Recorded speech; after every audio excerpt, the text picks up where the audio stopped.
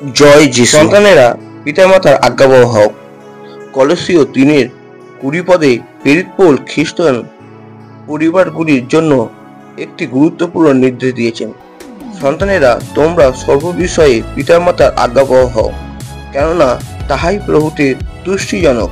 এই বাক্যটি কেবল একটি পারিবারিক উপদেশ নয়, এটি আধ্যাত্মিক মূল্যবোধের গভীর অর্থ বহন করে।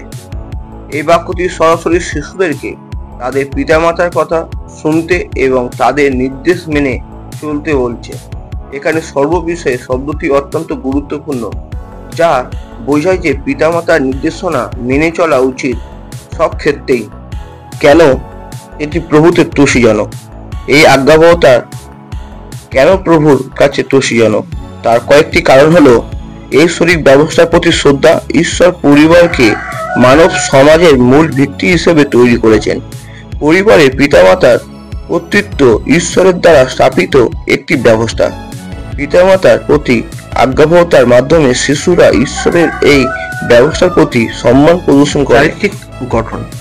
আজ্ঞাবহতা শিশুদের মধ্যে বিনয়, ধৈর্য, শ্রদ্ধা এবং আত্মনিয়ন্ত্রণের মতো গুরুত্বপূর্ণ চারিত্রিক বৈশিষ্ট্য গড়ে তোলে।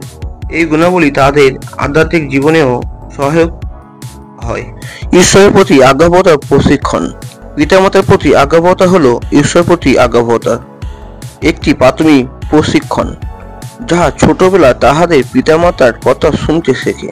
তারা বড় হয়ে ঈশ্বরের আদেশ মানতেও আগ্রহী হয়। আশীর্বাদ। বাইবেলে বহু স্থানে ঈশ্বরের আজ্ঞা পালনকারীদের জন্য আশীর্বাদের কথা বলা হয়েছে।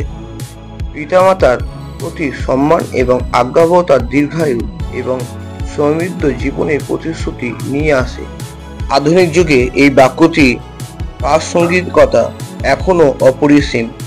যদিও সমাজের কাঠামো এবং পারিবারিক সম্পর্ক পরিবর্তন হয়েছে, তবুও পিতামাতার প্রতি সম্মান এবং তাদের নির্দেশনার প্রতি মনোযোগ দেওয়া শিশুদের সুষ্ঠু বিকাশের জন্য অত্যন্ত জরুরি। পিতামাতা শিশুদের উপর অবিচার করবেন বা তাদের স্বাধীনতা হরণ করবেন, বরং এটি একটি সুষ্ঠু পারস্পরিক শ্রদ্ধার সম্পর্ককে নির্দেশ করে, যেখানে পিতামাতা প্রেম এবং প্রজ্ঞা দিয়ে পরিচালনা করেন এবং শিশুরা শ্রদ্ধা ও আজ্ঞাবহতার সাথে সাড়া দেয়। কলোসীয় 3:20 বাক্যটি শিশুদেরকে পিতামাতার প্রতি আজ্ঞাবহ হতে উৎসাহিত করে, কারণ এই আজ্ঞাবহতা ঈশ্বরের চোখে প্রশংসনীয় এবং এটি একটি সুষ্ঠু ও ধার্মিক জীবনযাপনের ভিত্তি স্থাপন করে।